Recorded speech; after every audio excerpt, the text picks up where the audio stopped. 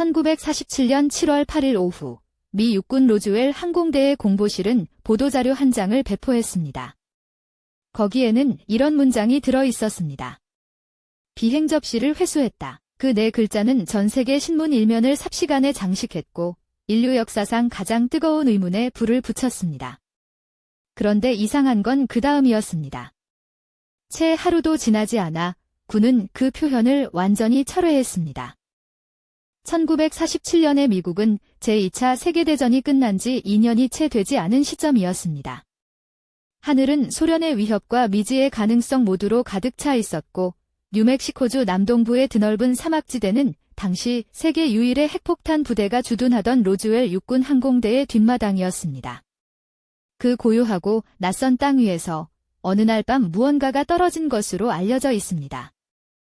로즈웰에서 북서쪽으로 약 110km, 포스터 농장이라 불리는 외딴 목장이 있었습니다. 이 땅을 관리하던 목동 윌리엄 맥브레이즐은 1947년 7월 초 어느 날 아침 양떼를 몰다 예상치 못한 장면과 마주쳤다고 전해집니다. 광범위하게 흩어진 금속성 파편들, 그리고 그가 평생 본 적 없다는 낯선 재질이 조각들이 땅 위에 널려 있었다는 것입니다. 브레이즐은 처음에 그 잔해들을 며칠 동안 그냥 두었다고 합니다. 하지만 당시 하늘에서 이상한 것들이 자주 목격된다는 소문이 퍼져 있었고 그는 그것이 문제가 될 수 있다는 생각에 차베스 카운티 보안관 사무소를 직접 찾아간 것으로 알려져 있습니다. 보안관 조지 윌콕스는 보고를 받은 즉시 로즈웰 육군 항공대에 연락했고 군은 곧바로 움직이기 시작했습니다. 제509 폭격 항공단의 정보장교였던 제시 마르셀 소령이 현장 회수 임무를 맡은 것으로 알려져 있습니다. 그는 부하들을 이끌고 포스터 농장으로 향했고 광범위하게 흩어진 파편들을 수거해 기지로 이송했다고 전해집니다. 당시 회수된 잔해 중 일부는 포트워스 기지로 추가로 이송됐다는 기록이 남아있으며 그 이유에 대해서는 나중에야 공식 설명이 붙었습니다. 1947년 7월 8일 오후 로즈웰 육군 항공대는 역사적인 보도자료를 배포했습니다. 잔해를 회수했으며 그것이 비행 접시에 해당한다는 내용이었습니다.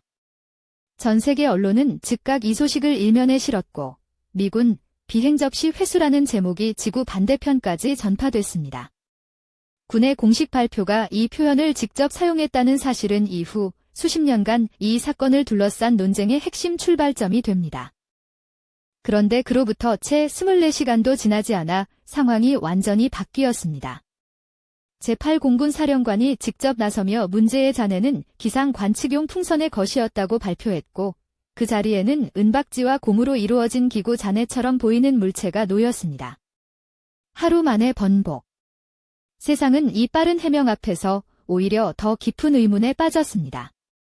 설명이 빠를수록 불신도 빠르게 자랐습니다.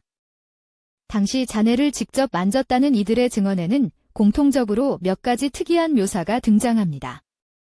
무게에 비해 극도로 강한 재질이었고 불꽃을 가져다 대도 타지 않았으며 구겼다가 놔두면 원래 형태로 돌아왔다는 것입니다. 브레이즐의 아들은 아버지가 가져온 파편 한 조각을 어릴 때 직접 봤다고 말했으며 그것이 자신이 이전에 본 어떤 것과도 달랐다고 전했습니다. 다만 이 증언들 대부분은 사건으로부터 수십 년이 지난 뒤에 수집된 것이어서 그 정확성을 둘러싼 논쟁도 함께 이어지고 있습니다. 사건 발생 30여 년이 지난 1970년대 말, 당시 현장에 직접 투입됐다고 알려진 제시 마르셀 소령이 처음으로 언론 인터뷰에 응했습니다. 그는 자신이 수거한 물질이 지구상의 어떤 금속과도 달랐으며 정보장교로서의 직업적 경험으로 볼 때 그것이 기상풍선의 잔해가 아니라는 것을 즉시 알 수 있었다고 말한 것으로 전해집니다. 그의 증언은 로즈웰 연구의 불씨를 다시 살리는 계기가 됐지만 수십 년이 흐른 뒤의 기억이 얼마나 신뢰할 수 있는지에 대한 의문도 함께 따라왔습니다. 마르셀 이후로 자신이 당시 현장이나 군 의무시설에 있었다고 주장하는 이들이 하나둘 더 나타났습니다. 일부는 인간과 다른 형태의 존재를 목격했다고 말했고 또 일부는 군 당국으로부터 항구명령을 받았다는 증언을 남겼습니다. 그러나 이들의 진술 상당수는 세부 내용에서 서로 어긋나는 부분이 적지 않았고 사건과의 시간적 거리도 무시할 수 없습니다. 목격자가 많다는 사실보다 그 증언들을 어떻게 평가할 것인가가 더 복잡한 문제로 남아 있습니다. 수십 년이 지난 뒤 미 정부가 내놓은 공식 해명의 핵심은 프로젝트 모굴이었습니다.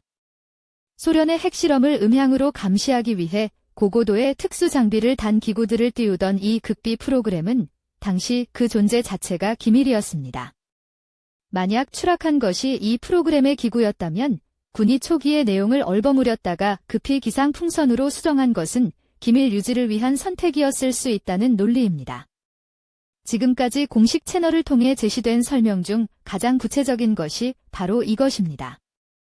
그러나 모굴 가설이 모든 의문에 답을 주진 않는다는 비판도 있습니다.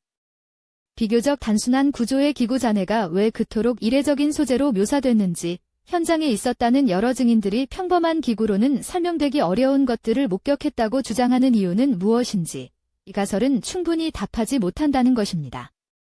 기밀 유지를 위한 거짓말이었다면 그 거짓말이 수십 년간 지속된 이유도 여전히 석연치 않습니다. 미 공군은 1997년 사건 50주년을 맞아 두 번째 공식 조사 보고서를 발표했습니다. 이번에는 당시 외계인처럼 묘사된 존재들이 사실은 고고도 추락 실험에 사용된 인체 모형이었을 가능성이 높다는 설명을 추가했습니다. 수십 년이 지나는 동안 기억이 왜곡되거나 서로 다른 사건들이 뒤섞이면서 외계인 목격담이 형성됐다는 논리였습니다. 이 해명은 그 자체로는 합리적이지만 군이 왜 수십 년에 걸쳐 설명을 조금씩 수정하고 덧붙여 왔는지에 대한 의문은 오히려 키우는 측면도 있습니다. 외계 우주선 추락 가설은 현재까지 이를 확증할 수 있는 물리적 증거가 공개되지 않은 상태입니다.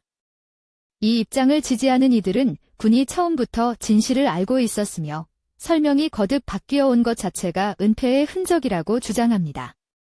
반면 회의적인 시각에서는 수십 년에 걸쳐 축적된 목격자 증언들이 서로 일치하지 않는 부분이 많고 검증 가능한 물증이 없는 한 이 가설을 사실로 받아들이기 어렵다고 봅니다. 두 입장은 지금도 평행선을 달리고 있습니다.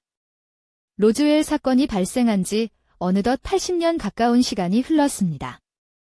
그러나 군이 왜 처음에 비행접시라는 표현을 공식 문서에 직접 기재했는지, 그리고 그 표현을 이틀도 지나지 않아 완전히 철회하게 된 배경이 무엇인지에 대한 명쾌한 설명은 여전히 나오지 않았습니다. 프로젝트 모굴 가설은 지금까지 제시된 공식 해명 중 가장 설득력 있는 것으로 남아있지만 이것 역시 모든 증언과 기록을 하나의 틀 안에 깔끔하게 담아내지는 못합니다. 어떤 가설도 이 사건의 전부를 완전하게 설명하지는 못합니다.